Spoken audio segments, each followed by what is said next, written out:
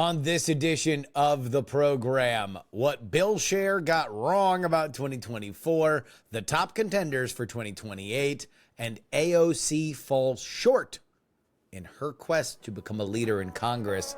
It's all coming up. The following is brought to you by Just Another Pilot.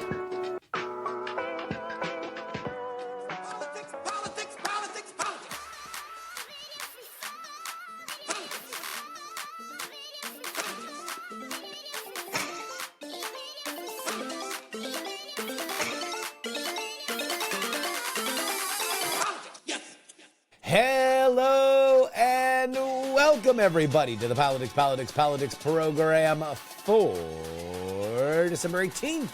24-year-old pal Justin Robert Young joining you from Austin, Texas. We're not going to have a lot on the drones.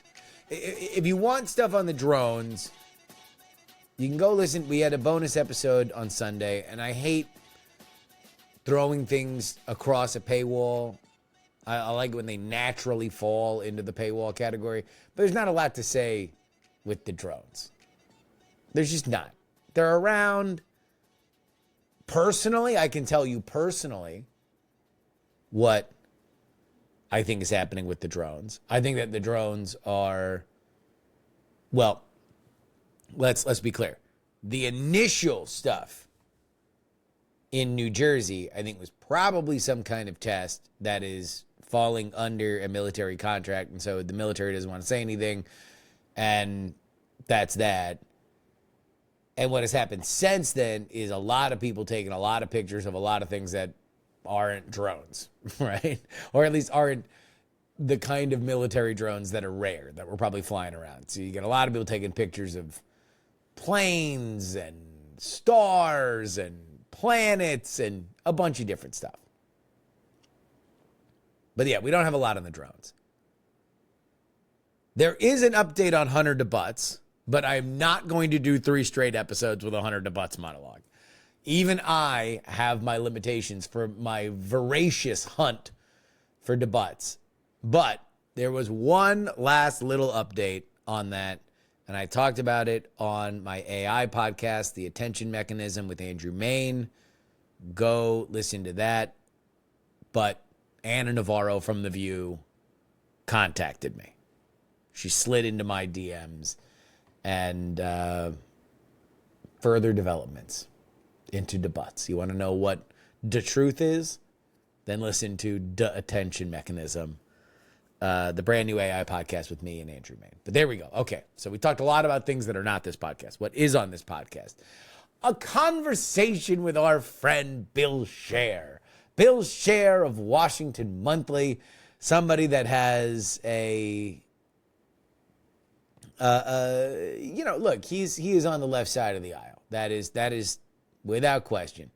I do very much respect his synthesis of events. He is somebody that does have a strong understanding of history, and he talks about what he got wrong, what he got right, and where the 2028 landscape is shaping up to be. It's one of my favorite things that he does, and Politico runs it every year, and that is him just updating year by year where we are up for the next general election and for president. And there's none more ridiculous than the one that he writes right after an election.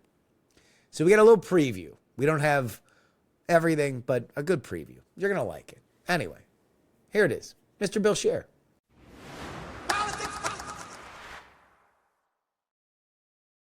Welcome back to the program, Washington Monthly's Bill Scher. How you doing, buddy? I'm terrible. Yeah. This is all awful. I don't even know why you had me back. I got everything wrong.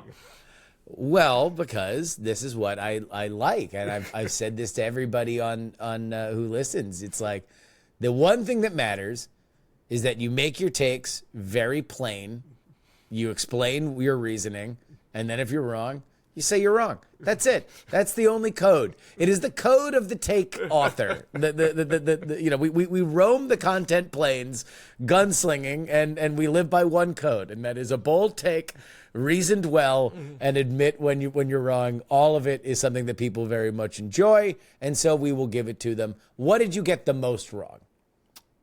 Well, what I got wrong is that that the improvement in inflation never, the Democrats never got credit for that improvement. And I was led astray by history. And, I'm very history focused. Mm-hmm. Yeah. And, it's one thing to read history. It's another thing to connect it to today. And you could get 95% of the parallels correct, but that last 5% can throw you off course. You look at 1984 with Ronald Reagan, where he comes in with inflation already high, interest rates got jacked up really high to deal with it. They helped trigger a recession in 81, 82. It gets better by 84, and so employment has come down, but it's still just as high as it was when Reagan came in. So it goes up, it comes back down, it's still the same place. Inflation's much lower, but interest rates are still very, very high. And poverty is worse. So it's not like it's all good, but there is a trajectory that's positive, which Reagan's able to take credit for. And you see this in other examples, like Barack Obama in 2012. GDP was still pretty limp, but it was better than it was. So you get credit for the improvement. And so to have the Biden administration have a rough first 2 years and then have it get better, to my mind, I know there's a lag in people getting credit, but it usually kicks in time for the election.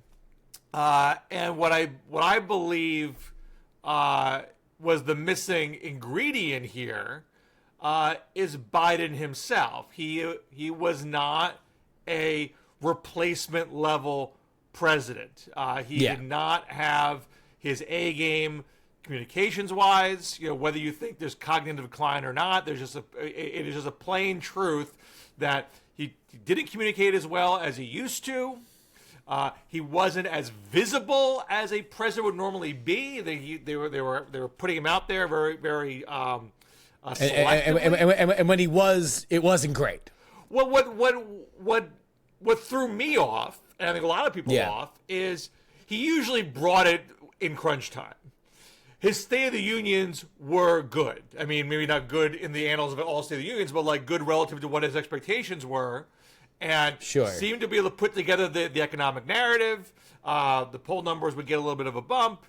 And so going into the first debate, my attitude was, this is when Joe Biden brings it. He's going to bring it together. Yeah. And so all the things that people are worried about, they're going to get resolved. And then, of course, it goes totally in the other direction.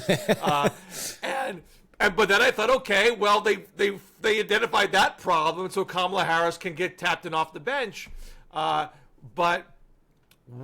so alongside of all this, is Donald Trump for the last 3+ years making an alternative case, developing an alternative. Well, hold on. Before we go on to Trump, let me just go. I want to touch on something with the inflation thing, because you mentioned two cases, historical case studies there that I very much agree with, Reagan and Obama. The difference with Reagan and Obama is that Reagan and Obama both told a story. The other guys screwed it majorly. This sucks. You voted me in because this sucks because they did it. Right. Reagan told that story. Yes. Obama told the story about the car being in the ditch. You don't hand them back the keys, blah, blah, blah, blah, blah, right? Like, the problem with the Biden administration, and I would say that it is a consistent problem with when the Democrats are bad at messaging, this version of the Democratic Party, is that they don't want to take on any water ever if it means that they could be looked at as not doing the right job right now, even if it narratively, for the story that they want to tell, is better for them. It's better. It would have been better for Biden to come out and say, hey, look, inflation is skyrocketing for these reasons. put your mark on it instead of just saying it's transitory, it's because of Ukraine, it's because of blah, blah, blah, blah, blah. Just say, look, this is going to be a problem. We're going to do our best about it. And then by the time that it gets to the end of it, whether it's Biden or Obama, and obviously there were problems with him as a candidate, at the very least, there's a coherent narrative that you've been telling the country that isn't changing every 5 minutes, that at one point for the Biden administration included, everything's great. We're going to name the economy after the president. I mainly agree with that. I quibble with a few points, but let me just say more. I think you can pinpoint where the narrative project went astray. And that is July 2021. This is when Biden first says, we recognize there's inflation there, but we think it's transitory. We think the experts tell us that it's temporary. This is part of a larger speech about how good the economy is doing. Yes. On how well things are working. And I mean, at this point, Biden's poll numbers are still pretty good. This is the month before the Afghanistan debacle. Yeah. But inflation is going up. They see it. And their initial their gut take is to tamp down concerns about it. Stay positive. Feel good about the economy. And this is, I think, something that a lot of presidents have kind of instinctual need to do. They don't want to talk about things being bad while they're in charge. But there was an opportunity there to say, lots of things are going great, but this Trumpflation...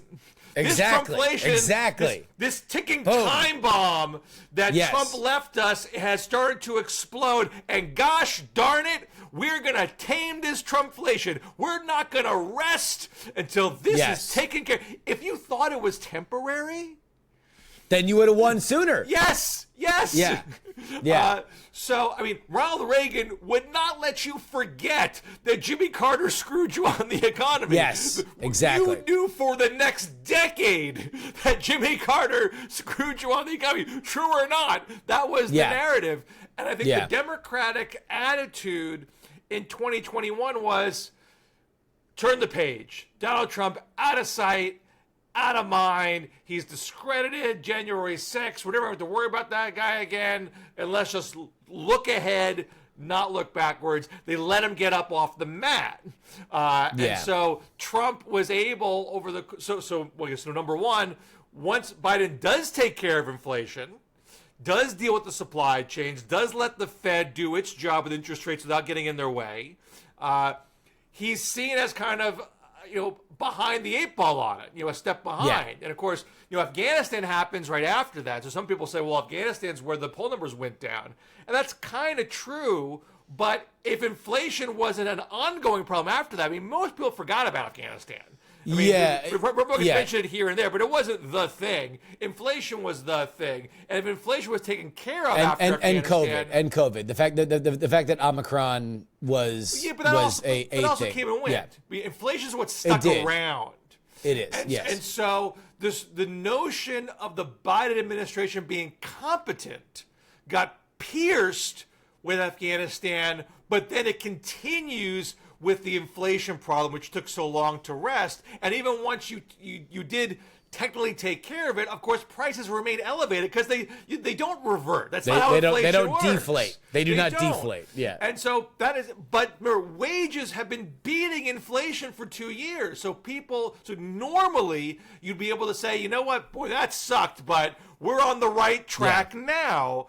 That guy screwed us. I put you on the right track. Biden botched that opportunity. Meanwhile, Trump is giving you the romanticize. Everything was awesome on my watch, and those guys screwed it all up.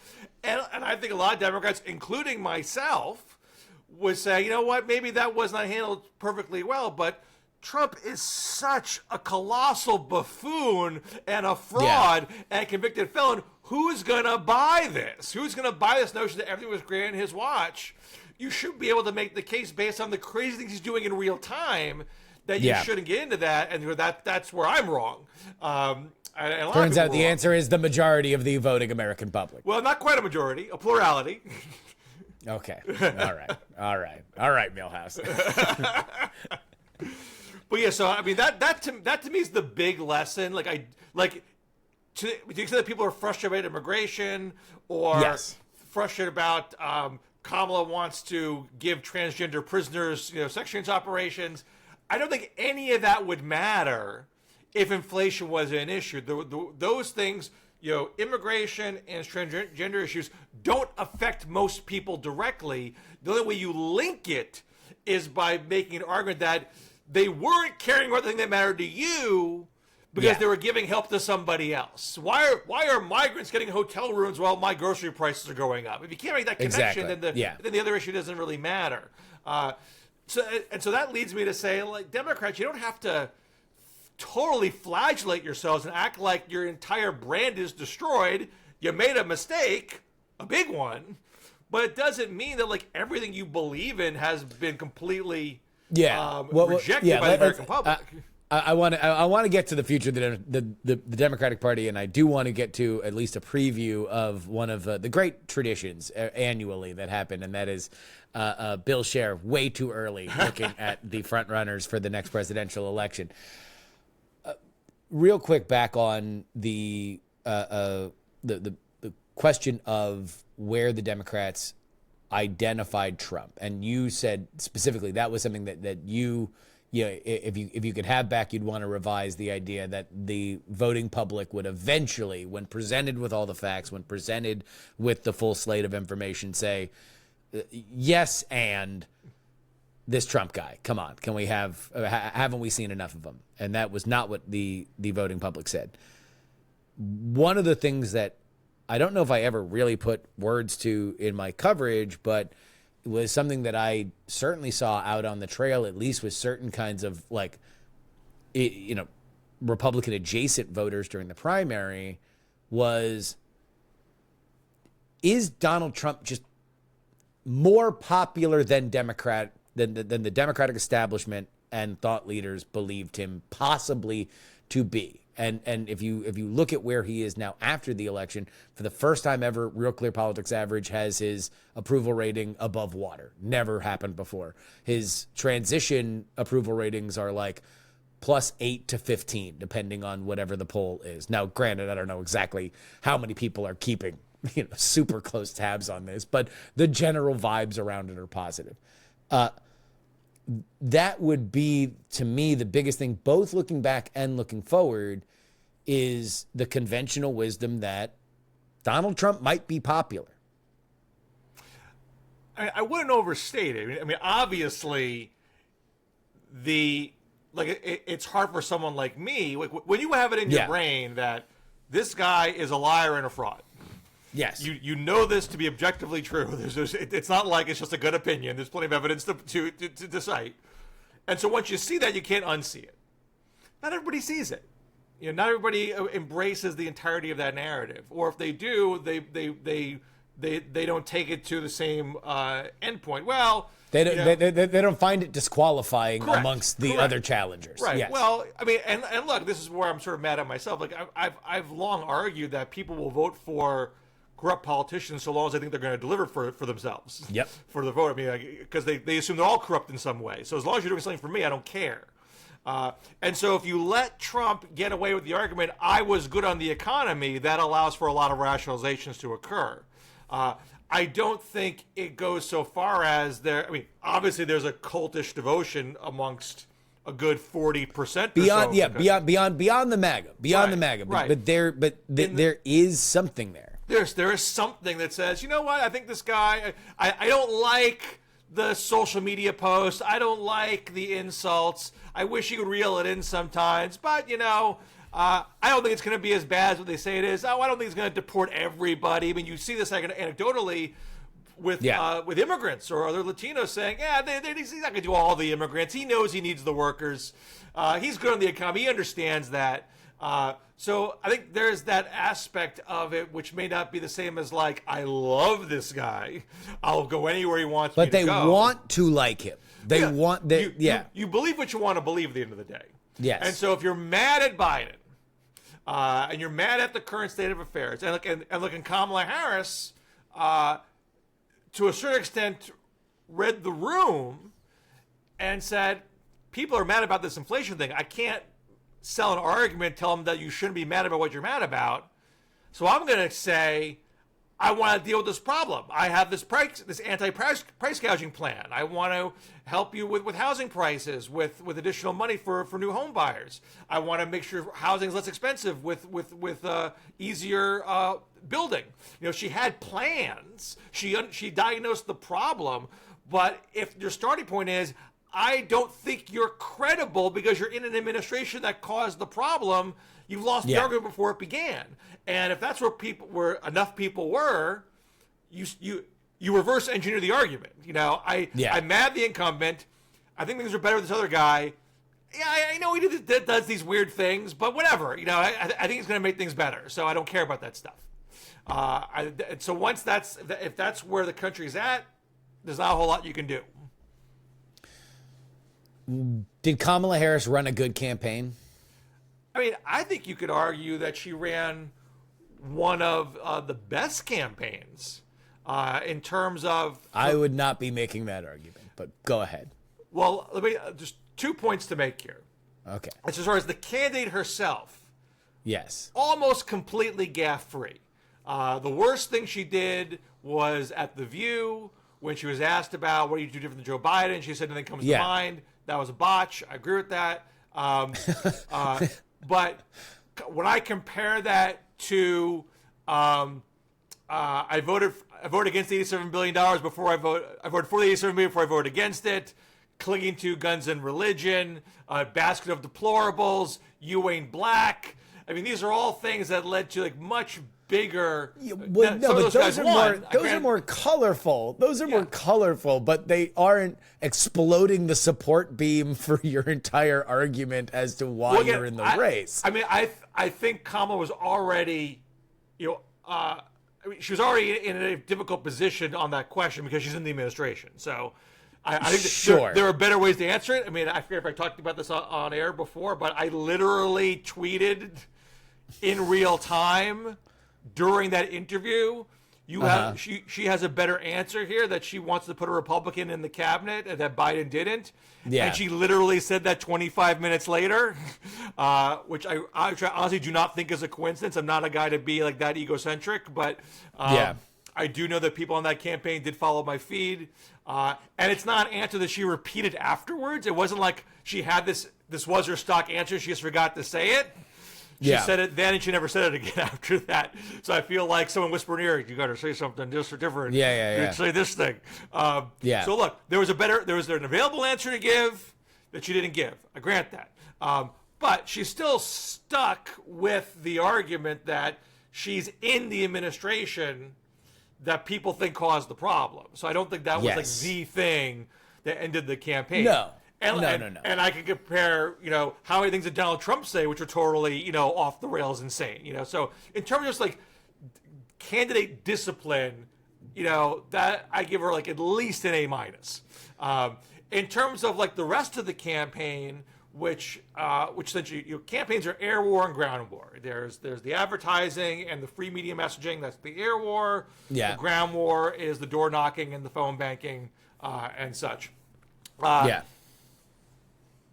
We have evidence in political science research that ground game is overhyped. At best, it gains you a point, so it only really matters in a very, very close race. But we had a national swing in the margin of about. So I think Joe Biden was 4.5. I think we're landing on 1.5 for Trump Harris. For Trump. So that's a 6-point margin swing. Yeah. Those margin swings are much smaller in Pennsylvania, Michigan, Wisconsin, North Carolina, and Georgia. They're worse in Arizona and Nevada. So that says to me that whether I can pinpoint it to air war or ground war, it's harder to do. I wouldn't put it all on ground war because, again, ground war is probably a best to point. But where the campaign was most concentrated is where they did their best. So that says to me the campaign apparatus is not what's at fault here. The candidate performance, you can quibble on a couple of things here and there, but on the whole, I'd say a lot of sharp speeches, a lot of well done interviews, like the Fox News interview I thought was well done. You can say, well, maybe should have more interviews or should have less interviews. Like there's obviously things to critique, but I think mathematically, when you're losing coast to coast by 6 points, it's not a campaign logistical problem. There's something going on nationally. There's a larger that's no.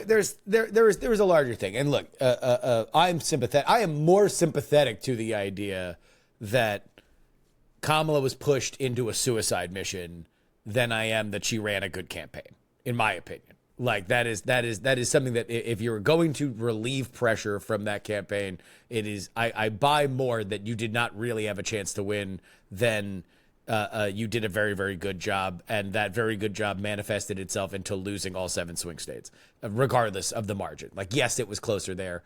Those were going to be closer no matter what, in my opinion. The biggest issue that I see if we're projecting forward for Democratic politics is everything you just talked about are tactics, like things you can do in the moment. Right. They're not strategy. They're not the larger, bigger picture. And like that's been my issue in looking at some of the postmortems of the interviews from the campaign, is that they correctly, I think, diagnosed like, hey, there were these gigantic headwinds. And look, we were ultimately facing a 6-point swing environment.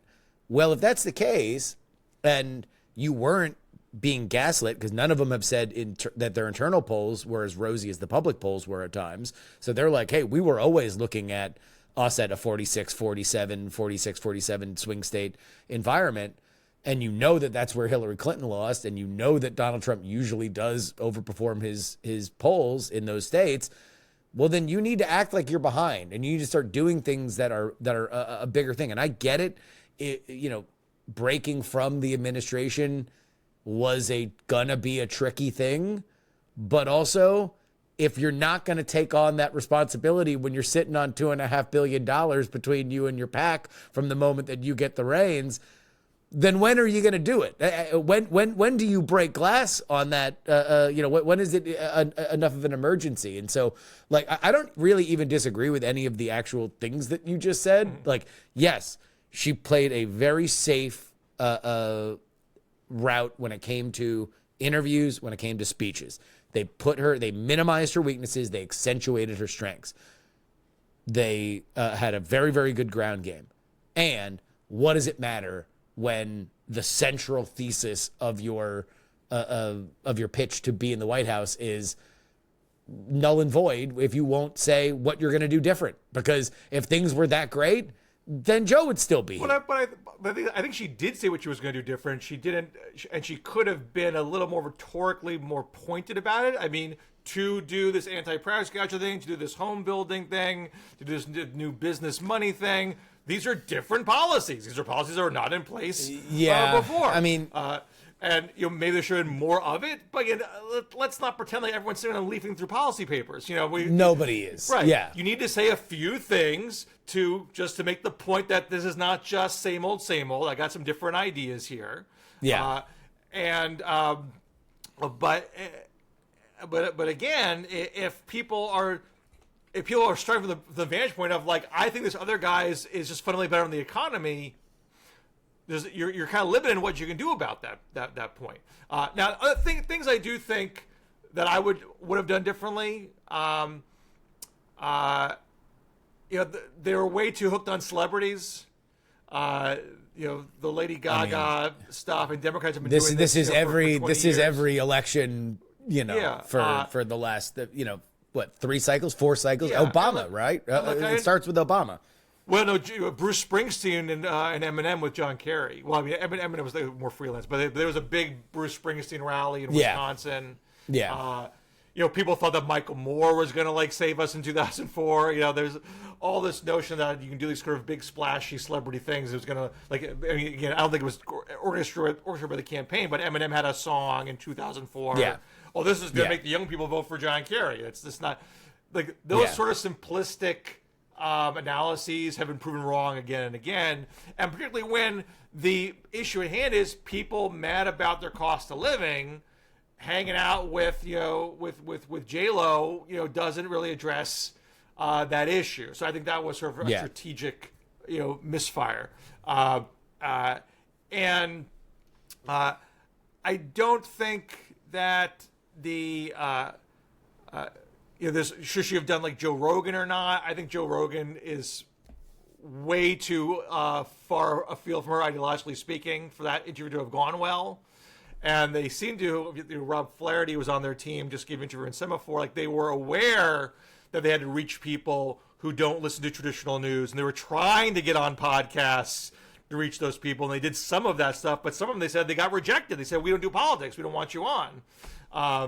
Although I think Flaherty wanted to do Rogan, and just they didn't make. I mean, yeah. Look, I don't know. I think that there's been a lot of finger pointing on that. To me, the actual downloads on them are insignificant. I think the stuff that she did came off as sort of samey. The problem is that, and this is a candidate problem, I think, with Kamala Harris, is that if you're in those environments, you need to let your hair down. You need look at Bernie on Rogan versus Bernie giving a speech. Like, some of it is the same, but some of it he's a little bit different. Or Bernie on Theo Vaughn, for example.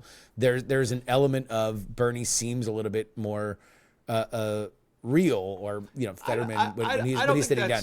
Kamala didn't, and she didn't do it on Call Her Daddy. She didn't do it when she was calling into what's it called, to the Breakfast Club. I disagree with that. I thought she came across very personable in all those things. I thought when she talked about on Call Her Daddy, when she responded to what Sarah Huckabee Sanders said, like, that to me felt very real. I thought when she spoke about issues with Black Men, the Economy, whether it was on Breakfast Club or the Shay Shay podcast. Yeah, but these are still political things. What I mean is like where's the third dimension here? Well, here, I mean, this is where I do think the double standards come into play. Where if she did things that were less disciplined and more rough around the edges, how much of that was going to get clipped by Trumpers and called cringe? And look, when you're a candidate, you don't get to say things are unfair. You have to find a way to deal with unfairness. So I understand that. But I think, considering the kind of tightropes that women candidates have to walk to win executive positions, I thought she walked them as good as I've seen almost anybody do. This is really difficult stuff. That's real tough needles to thread. But it is all eye of the beholder. I mean, if you are starting from a place, which is, I'm mad at the current administration, and I think you're all just a bunch of politicians, blowing smoke up my ass. And so, how dare you actually say the same thing over and over again to explain your position? You're doing what politicians do. I don't care about your policy platform, because I think you just talk pretty, and you're not going to deliver. So I don't want to nitpick the performance part of that, because I think for many politicians, I mean, people talk about she speaks in word salad. I could find almost any politician when they were given a question they didn't really want to answer, and clip that clip, and it sound like word salad. Winners, losers across the board.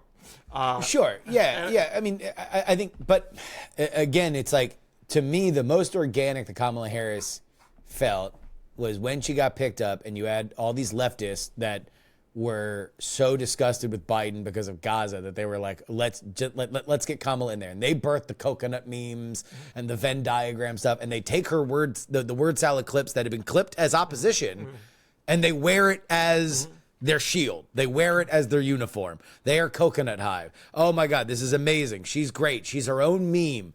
And to your point, yes, if she went and did stuff and she was off the cuff and she talked about stuff, if she was on Call Her Daddy, and as a woman who got married a little bit later than the national average, she told some stories about what it was like to be a professional single woman through San Francisco, in the way that you don't have to go into Gluck Gluck 9000 territory like they do on that show, but you can tell some PG-13 stories of being a single woman. It would have felt more real. And yes, would they have been clipped? Yes, would they have been mocked relentlessly? Sure.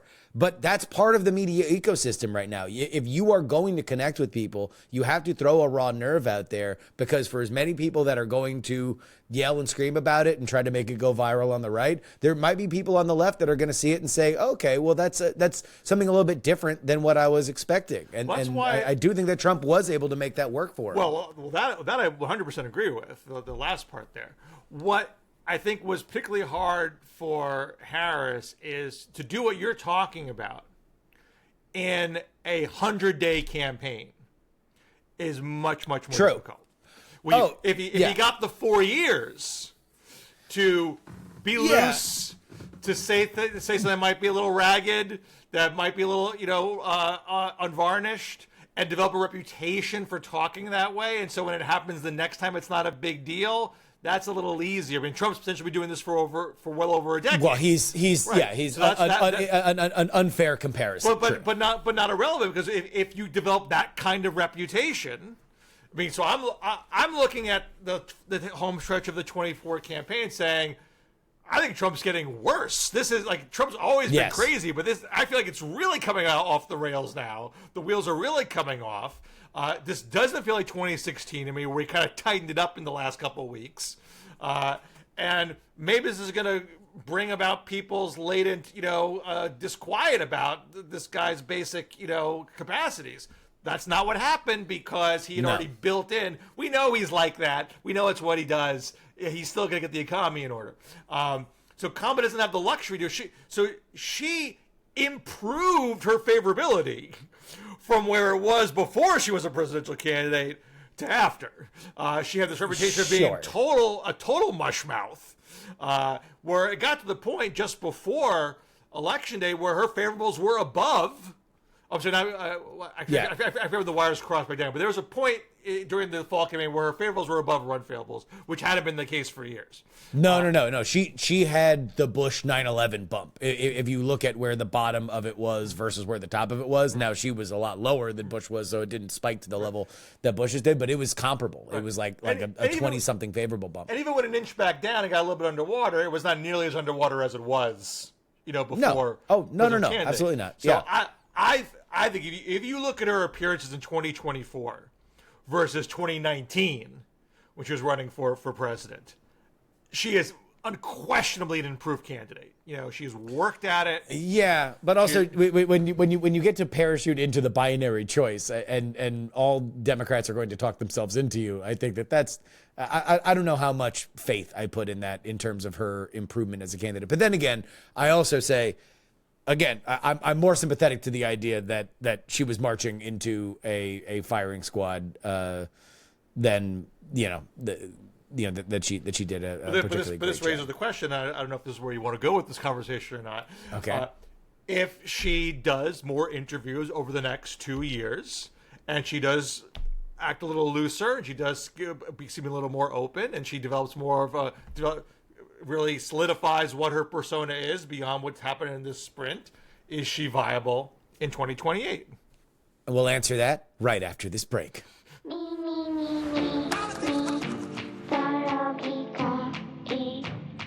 This is your update, brought to you by TakePoliticsSeriously.com. That's where you support this show. Get 2 bonus episodes each and every week for the price of a cup of coffee each week.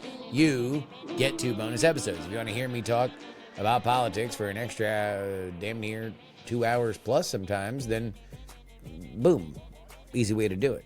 If you sign up for the year, you get it even cheaper. It's just that simple. Head on over there, TakePoliticsSeriously.com, and right up until Christmas and going into Hanukkah, I am going to be doing videos if you get people a guest subscription. So let me know. Just send to theyoungamerican@gmail.com the receipt that you get. Tell me the name, maybe a little something about them. I'm recording them on this set for you guys. So it's not going to be off the phone. It's going to look good. Great times. We want to get as many people into the tent as possible. And it's a great last-minute gift. If you want a last-minute thoughtful gift, right? Because if you're saying like, hey, look, I really think this is going to be something that I think you're going to enjoy.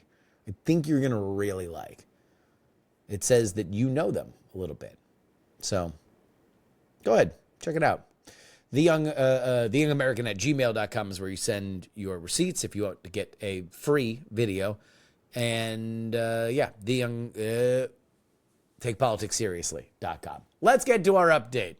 President-elect Donald Trump is suing Iowa pollster J. Ann Seltzer, alleging that her pre-election polls showing that Vice President Kamala Harris was leading in Iowa constituted a brazen election interference. Despite Trump winning the state by over 13 points, his lawsuit claims that the poll intentionally misled voters and forced Republicans to divert campaign resources. It's filed under the Iowa Consumer Fraud Act, and the suit targets the Des Moines Register as well as its parent company, Gannett, for publishing the poll. Seltzer, mystified by the accusations and defending her professional ethics after the announcement.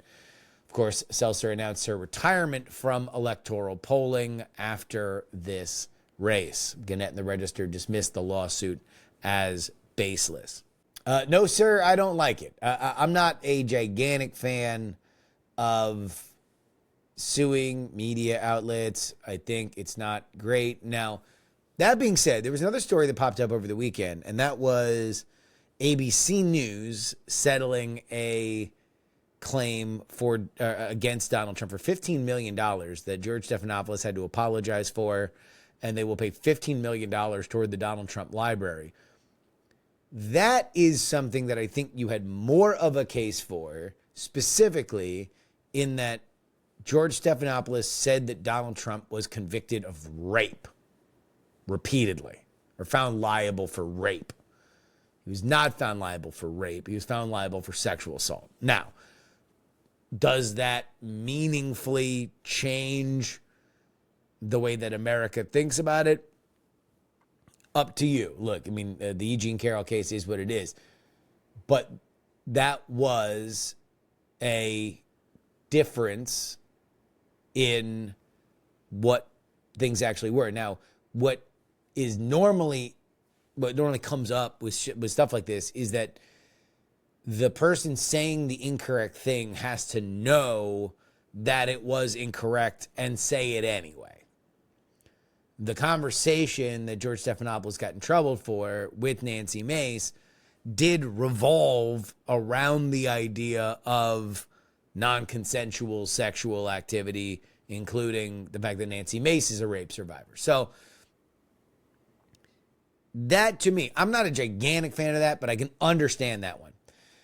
The Iowa poll lawsuit, and I'm going to say that I've not read all of it, but what I have read is that what the Trump suit alleges is that this was a poll and that the two final Iowa polls put out by Seltzer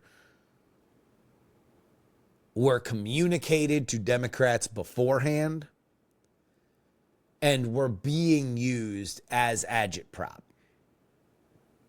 Now, if this were to go to discovery and then all of a sudden people have to start putting out their text records, I don't know if the real point of these is to just kind of send a chill to media outlets communicating directly with actors, political actors. Now, if that's the case, you know, I'd be very curious to see. Well, I guess we already did. I mean, a lot of these are kind of born out of the lawsuits, the Dominion lawsuit that was brought against Fox News, where the discovery process was very painful, and eventually the media company wound up settling with Dominion. Now, they might have been able to go to court, and they might have been able to win, but it would have meant that a lot of people would have had to take the stand and talk under oath. You could be asked about a lot of different things under oath. So they didn't want to do it. They settled. ABC, similar situation. They settled. Is the Trump team going to settle with the Des Moines Register? Gannett does not have quite the deep pockets that ABC has or that News Corp had, but, you know, we'll see. In general, I'm not a fan of this. Not a fan of it at all. House Republicans are angry at Speaker Mike Johnson over a proposed government funding measure that extends through March, accusing him of crafting a sprawling omnibus rather than a simple continuing resolution. By the way, this is something that has to get done immediately. The measure includes $100.4 billion in disaster aid and $10 billion for farmers, sparking criticism from hardliners like Marjorie Taylor Greene and Chip Roy, who condemned the process as rushed and opaque. Moderates like Representative Mike Lawler has also expressed frustration, calling the process undemocratic.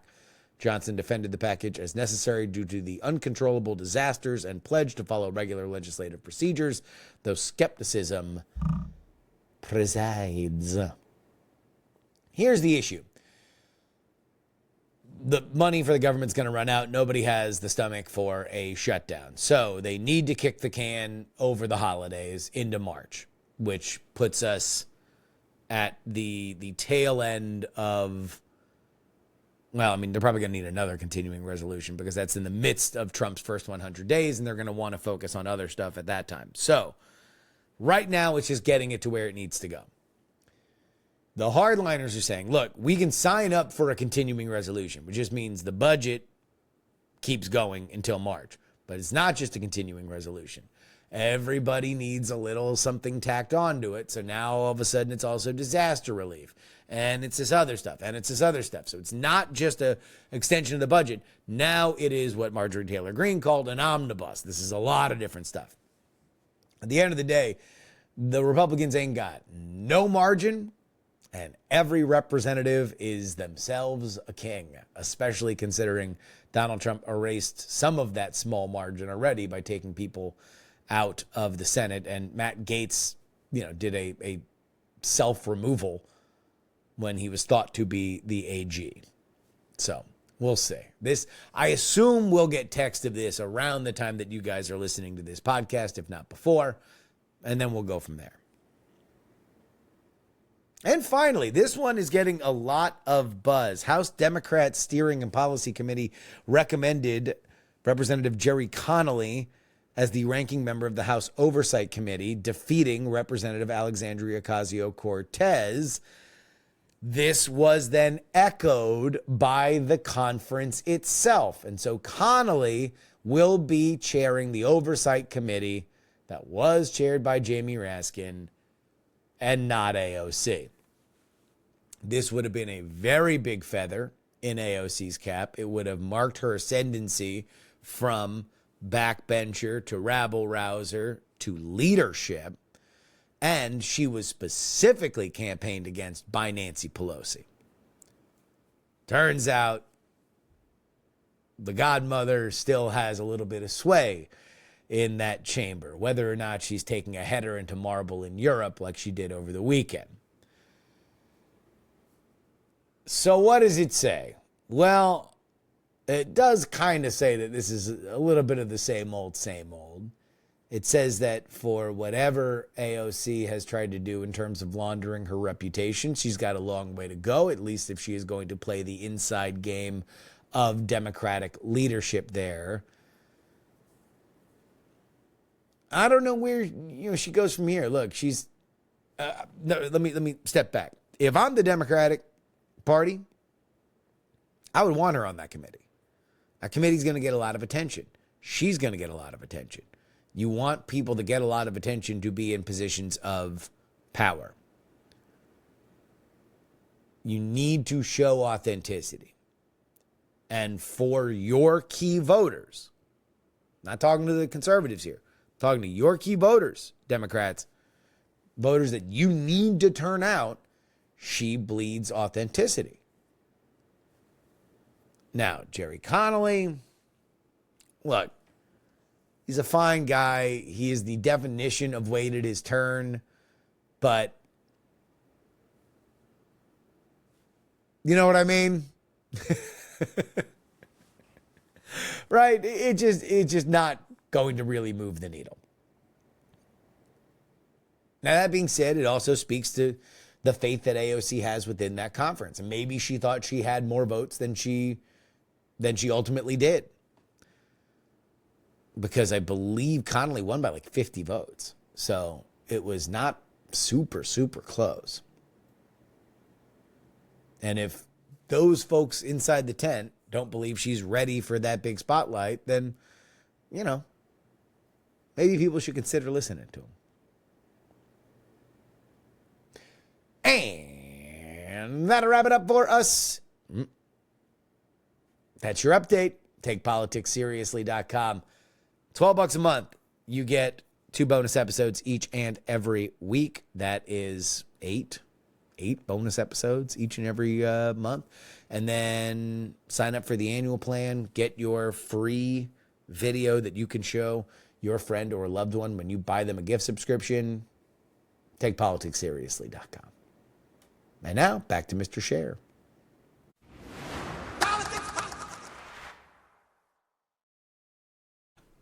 Is she viable in 2028? Yeah. If she is that person, then yes. But I don't think she's that person. I don't think that she feels comfortable going out there and saying, hey, this is when I first noticed that Joe Biden was losing steam on his fastball. This is when I got first told that I had to do this cleanup duty on the border. I knew it was an absolute challenging position. You don't have to throw anybody under the bus, but it was a challenging position because I knew some of these root causes things and I worked behind the scenes. Sometimes I do think that Joe Biden, who's a great man, there were people around him that wouldn't let good ideas through, yada, yada, yada. Like, if she does something that comports with not only general reality, but also reality for Democratic voters, yes, she can garner support. She is now at least has the name recognition, and there were enough people that would vote in a Democratic primary that know her and liked her or wanted her to win. They invested emotionally in her. But she's gonna have to figure out a way to separate herself from Biden. She's gonna have to figure out a way to create more of what the Kamala Harris worldview of America is. I don't think she's that person. I think that she is the product of a one-party state, and that's why I think her best choice would be to go back to that one-party state where she will still be a big fish. I don't think she has to still find the way to separate from Biden. The only way that she could make a comeback is if people are very unhappy with how the Trump presidency works out. So just as Trump ends 2020 very unpopular, but he spends the next 4 years retconning the narrative about how good things used to be.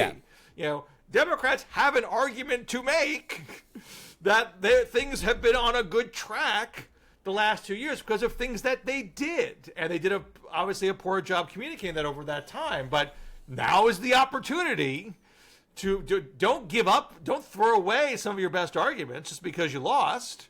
But I don't think that she can't take credit for things if she separates from Biden. And I do think that no matter what, if you were to sit down and have an honest conversation with Kamala Harris, and now she doesn't have the people around her, you don't have the pre-selected questions, you are just able to ask her the most interesting things that you could ask her. If you were to go from an American public perspective, I do think some of the Biden questions are in that top 10. Well, they're going to get asked, but to mention the thing you mentioned at the top there, I think it would be very difficult for her to say, oh, yeah, I knew he was in cognitive decline in January 2023, and I lied to you the last time around. That's going to be our thing to say. But again, but this is the human stuff. This is the human stuff. This is like, yes, it's going to be politically difficult, but this is what makes great politicians, is they take politically difficult situations and they spin them to their advantages. And I just don't think she's got that. I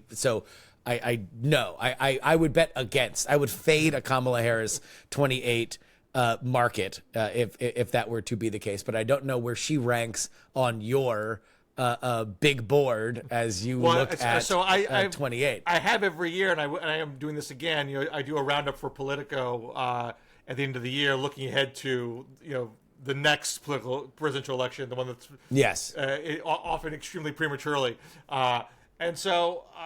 I do say in my draft, Kamala is in this.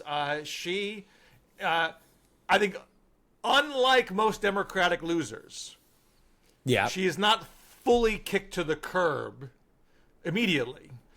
She maintains a reservoir of support. if she announces she's going to start most likely as the front runner. There's one poll that was taken in November where she is the front runner, by miles. Now you can say, well, that's just early name ID. Fair enough. I'm not saying that means it's fait accompli, but I don't think Mike Dukakis, gets easily talked about in 1992, or John Kerry, for example. John Kerry, yeah. So there are people that do like her, do respect her, are invested in her breaking that barrier. I think she got a raw deal, and could well say in a world where people are like, oh, I can't believe I thought Trump was going to fix this. God, this is freaking insane all over again. Can you play the nostalgia card? Back in my day, wages were beating inflation. It depends on what the situation is. But I think there are. It's not. Walter Mondale had a much harder time with that because things were truly bad economically speaking in 1980. Now there was an argument to say we knew things were bad and we brought in Paul Volcker to jack interest rates high enough and that finally worked. But that's obviously a very wonky argument, and Walter Mondale wasn't going to go there. No. So I think Harris starts from a much better place than the average Democratic loser does, number one. I mean, so I do start. She has to decide whether she wants to do it. To your point, I think how she spends her time in the next couple of years obviously matters, but I would not count her out. Neither do I. I don't think that you should count her out for the primary. I would be personally counting her out for the nomination, but again, I think Sacramento is where she is going to go. All right, so give me some other names on the Democratic side, and then we'll flip to the Republican side, because this looks to be a double barrel. Well, this will be, barring Steve Bannon's magical third term, a double barreled primary in 28. I think the two other Democrats who I'd say end the year with an effective win for 2028 is Ruben Gallego and Steve Beshear. Andy Beshear? Sorry, Steve's the father. I would screw that up. Andy Beshear. Yeah. So in your Senate bracket, okay. Gallego did the best of all the Democrats that won competitive races. Beneficiary of the lake effect, but sure. Well, you could make that point, but also this is a state where Kamala did the worst of the swing states. Where Kamala really struggled was with Latinos, particularly Latino men, and Gallego, partly because he is Latino, partly because he had a very smart Latino outreach strategy in his state. He also very, very smartly pivoted from being the true blue progressive that was there to oust Kyrsten Sinema, and by the end of it became a border hawk. That's right. Which was good. That's right. That is a smart politician. So he also was running against somebody who has spent the last 8 years personally cultivating a blood feud with the most popular Republican family in that particular state. Look, so if the question is, how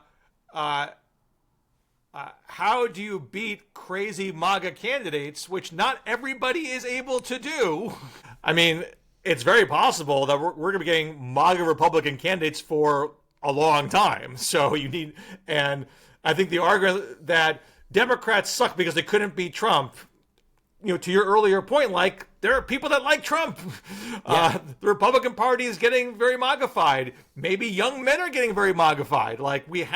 Democrats have to find a way to navigate this kind of confusing, irrational landscape. Gallego is a guy who did it. Without, I think, losing what it means to be a Democrat. So I think, compared to, say, Alyssa Slotkin, who just barely won in Michigan with fewer votes than Harris did because she was helped by a couple of right-wingers, third-party candidates. Dragging the ticket, right. Against Mike Rogers. Gallego to me is someone who, particularly because, the shift in the Latino vote is very pronounced in the exit poll data. Yes. And clearly Democrats have had overly simplistic analyses about what it takes to win in the Latino community, and Ruben Gallego does not suffer that problem. So you would say this? We're talking about the 28 presidential race, right? So you would say Gallego is a presidential hopeful?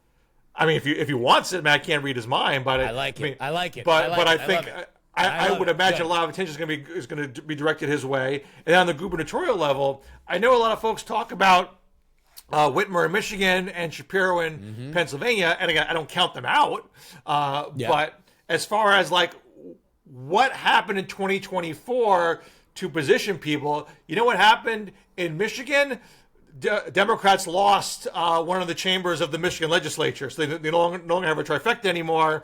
And the last 2 years of Whitmer's gubernatorial run is going to be battling Republicans, which is not as much fun as passing progressive legislation. Shapiro doesn't have a trifecta, wanted to get one, endorsed 4 Democratic legislative candidates, and only one of the 4 won, and he's still stuck in the same. And that one win was offset by a loss for Democrats in Philadelphia, of all places, and so he's stuck where he was before. So, if he has sort of special magical powers in Pennsylvania, you didn't see it not just in the Harris race or the Casey race in the Senate, but even farther down ballot. So it doesn't mean like he can't be the nominee or anything, but in terms of like who position themselves the best in 2024, I would say, and so Beshear in Kentucky, he's graded on a different curve. He never had any Democrats in the Kentucky legislature. Nope. He's only had veto-proof Republican supermajorities, but he managed to survive despite vetoing anti-abortion legislation and anti-trans rights legislation. So he was able to say, look, I know how to develop a brand that shows I care about working-class Americans without capitulating on these cultural war issues. I think that's a very powerful argument as well. And so in the gubernatorial bracket, I put him above, particularly above a big blue state possibility like a Gavin Newsom or a J.B. Pritzker or a Wes Moore. These are all people that have certain talents, but what are they bringing to the table that Democrats need that didn't have in 2024? I don't think there's a good argument there. I cannot wait to warm my hands by the bonfire of Getty family money that will be Gavin Newsom's primary candidacy for president. Pritzker's got gobs of money too, but these races, like you need some money, but we didn't have Tom Steyer as the nominee in 2020. No. Money only gets you so far. You need to have an argument. You need to perform as a candidate. Gavin Newsom's job approval in California is not great right now. No, it sucks. He's bad. And so the tough thing about being a governor is that people look at your record, and if your record's kind of spotty, that's not going to help you. So if you're going to make the case that someone who's not from a swing state should be the nominee, well, you better have a real fantastic record in your state to run on. This is the other thing is that and a problem that I had with the Kamala Harris campaign when they talk about we positioned her as an outsider. We positioned her as somebody that knew that all the best ideas come from outside of Washington.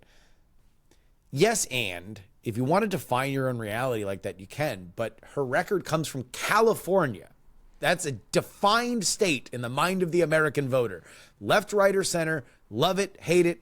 Very few people don't know that that California is a bold progressive state that has progressive solutions for things. So either you want to highlight those and you want to say, this is what my record was. And by the way, Kamala Harris has a better record. And I think if she does run for governor of California, the thing that she will be able to do, which I think she's always been best at, is law and order liberal.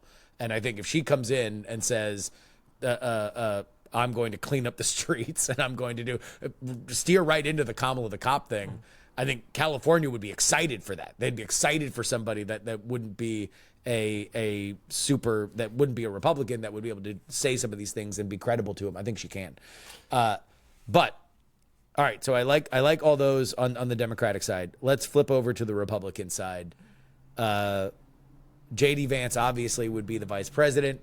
We have no idea how things are going to end, but if you were going to just seed the waters, where are the names that you are seeing bobbing up to the top of a 28 Republican primary? Well, I've long argued that vice presidents have fantastic track records in modern presidential primaries. There are only so many examples. The modern primaries really start 72, 76. And so that in those races, you have George W. Bush, you have Walter Mondale, you have Al Gore, and you have Joe Biden winning their primaries. The only losers are Dan Quayle and Mike Pence, And in both those cases, they had to run against somebody who was either the actual person who was their running mate or that person's son. So the notion of you being the heir apparent is sullied when a namesake is your opponent. So on one hand, Vance is as well positioned as anybody could possibly be to be the next nominee, except for the fact that maybe Donald Trump's going to pluck out a family member to run against him. Or could even just endorse somebody else because Trump is like that, and he's just a very, he just might not like J.D. Vance at the time. So all right, so you would say Don Jr. Don Jr. Yeah, I mean, I would say Vance and Don Jr. are sort of top of the list. I mean, Don Jr. doesn't have a position, but he's clearly made himself to be far more involved in this administration than the last time, which was kind of Ivanka's show, and now she's on the sidelines. You have the possibility that Lara Trump's going to get into the mix. There's some angling that her trying to get appointed by Ron DeSantis to the Florida seat. If that doesn't happen, she could run North Carolina against Tom Tillis in that primary. And Trump himself was asked this question in the Time Magazine interview, and he didn't give a straight answer about who would come next. So that invisible primary is occurring for Trump's favor for the next 2-3 years. And I don't totally discount the possibility that someone outside of Trump world could get that nomination. And if I was going to put my money on someone who is that, it's Brian Kemp in Georgia, who was able to stand up to Trump and not suffer politically from it. And Trump had to grovel to him in this election, not the other way around. So if people are kind of down on Trump by 2020 and they're looking for someone outside of that, I think Kemp's very well positioned. Otherwise, most of the activity is kissing Trump's ass. And Trump likes it that way. Trump likes to preside over a den of vipers. And so the who's up, who's down game for the next couple of years is going to be fascinating and disgusting to watch. Yeah, the question is, does Kemp want that Senate seat? Because I think that would make for a very, very interesting, probably the marquee matchup in the midterms if it's Kemp versus Ossoff. Yeah, I mean, could want that. It just depends on what his interest is. I mean, if he won that Senate seat, it's a cushy gig for the rest of your life. If you're an executive and you want to do executive things and being a legislator seems kind of like a demotion, then he's not going to want to do it. But to want the presidency means to have to do it without Trump's help, which many Republicans may feel like that's a suicide mission. Yeah. So you don't see any of the names that kind of floated around this cycle that didn't get in, like a Youngkin or anything? I mean, he may still want it, but I don't think Youngkin ends the year on an up note. He does not. He probably damaged himself with Trump by doing this kind of coy thing. Maybe I'll jump in late and not doing. Didn't even endorse Trump till after the Virginia primary was over.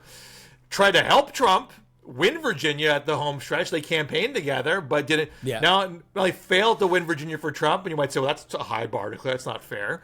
But sure, yeah. But they didn't flip. Republicans didn't flip any House seats. There are 2 swing districts in Virginia. Republicans lost them both. Lost the Senate race. So there's not evidence of him having a lot of, his approval in Virginia is quite good. So I give him that.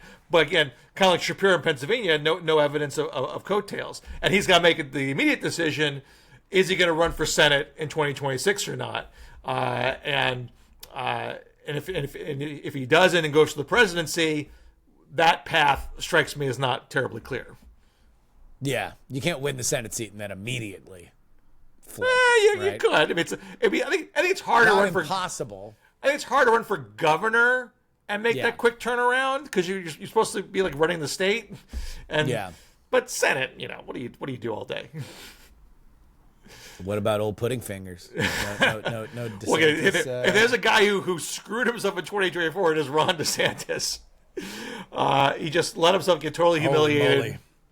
Really, it's the Susie Wiles stuff, and that's where I would encourage folks, if you want to understand probably one of the most fascinating axes of power in the Republican politics right now, it's the fact that Ron DeSantis tried to end Susie Wiles' professional career, went out and back-channeled against her to run her out of professional politics because he and his wife felt personally aggrieved by her And now Susie Wiles is the chief of staff to Donald Trump. Yeah. She ran pillar to post, something that nobody has ever done in the history of running with Donald Trump. Not only did she win the election and the popular vote, but she also didn't get fired. And now she's chief of staff. She is coordinating the halls of power. And, you know, the Kremlinology is fascinating to know how much Ron DeSantis is possibly in the MAGA orbit. Is he not in the MAGA orbit? Has he been exiled? You know that he's not going to have a friendly face with Susie Wiles being in there. They literally were all at the Army-Navy football game together, and like all these folks who are potential 2028ers are in Trump's box, and DeSantis isn't. DeSantis is left out in the cold, so I think he is not in Trump's orbit.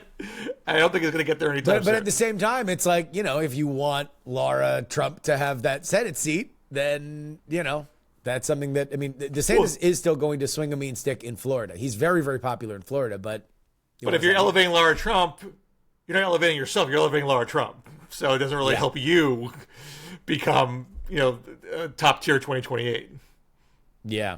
Yeah. So DeSantis damaged goods. De-damaged goods. I would say the two people who hurt themselves the most in 2028 are Ron DeSantis and Tim Walz. Yeah. So you think Tim Walz did not acquit himself particularly well in this campaign? I was Walz pilled early on. I thought his convention speech was one of the best convention speeches I ever heard. So it's not like I think he's without skills. But he botched that debate. He faded from the scene after that. He also lost the governing trifecta in Minnesota. Minnesota was a lot closer than it should have been for a guy who's got a home stater on the ticket. So I mean, he is a little bit old at this point for a party that's probably not thrilled with having older candidates right now. So not necessarily really looking to go for the big job. But I think for someone who came in with this notion of like, he solves the problem. He is the plain-spoken Midwesterner who can connect with the working man. It didn't work out that way come election day. So that hurts him in a significant way.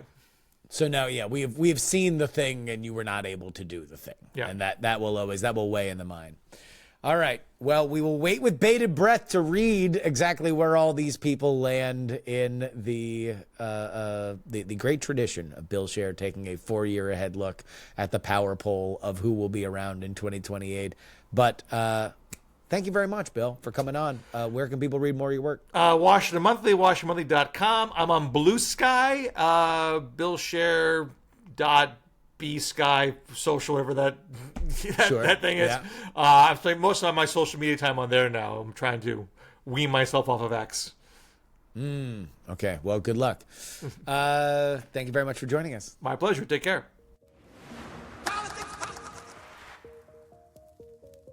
And that'll wrap it up for us today. Politics, written and hosted by me, Justin Robert Young, for Dog and Pony Show Audio here in Austin, Texas. You can email the show, theyoungamerican@gmail.com. Follow, find, and share video clips of the show. Justin R. Young on TikTok, Instagram, and X. YouTube. We love our YouTube. We love our YouTube, people. Head on over there. Politics. Just find us. Find us on the tubes, on the YouTubes. Support me with a one-time donation. PayPal.me/PayJury. Venmo is Justin-Young-20. Cash App is PX3Cash. And you can hit me with anything you'd like in the mail. Post Office Box 153184, Austin, Texas 78715. Of course, you can only get our bonus content at TakePoliticsSeriously.com. Paying members get 2 bonus episodes each and every week. $3 a week if you want to do it monthly. But if you want to be smart about it, here's what you do. You get the one-time fee, $99 for the entire year. That's over 150 episodes of PX3 for less than $100. And you can get it as a gift, as an immediately deliverable gift. And I'm going to tell you this, like I said before, up until Christmas, I'll be working Christmas Eve ting, ting, ting, ting, ting, on custom videos for you guys. Just send me an email, theyoungamerican@gmail.com. Hell, Christmas Day, you're on the way to open presents somewhere, and you're like, oh, damn it, I forgot about meh. You want to know what? I bet you she'd love PX3. Go ahead and get the gift, and I will get you that video ASAP. theyoungamerican@gmail.com is where you send your receipt, and I will make the video right here on this set. Not off the phone, not cheap, not chintzy, great audio, same thing that you hear right here. But of course, our founding tier, get your name right at the end of the podcast like these fine folks. L3PO, Peepaw, Scott, Middle-Aged Mike, Tom, Sarah Jeannie, Jeremy, Pro Idiot, Chiller Tomatoes. Oh yeah, it's Adam. Neil, AB Puppy, Just Another Pilot, Dr. Whiskey, Michael, Fat Tony's PJs from New York, Will, The Borge B, Matthew, Matt, Andrew, Edwin, Sam, Andrew, Phil, Edison, Devon, Paul, a dog named Checkers, Gloria Young, my brilliant and beautiful mother, Jerry, Trucker, John, Berkeley, and Zombie Doc. You want your name read? One place to do it. TakePoliticsSeriously.com. On our Friday edition of the program, the great Musa Al-Garbi joins the program yet again. Man, we had him on years ago to talk about demographic breakdowns from the 2020 election.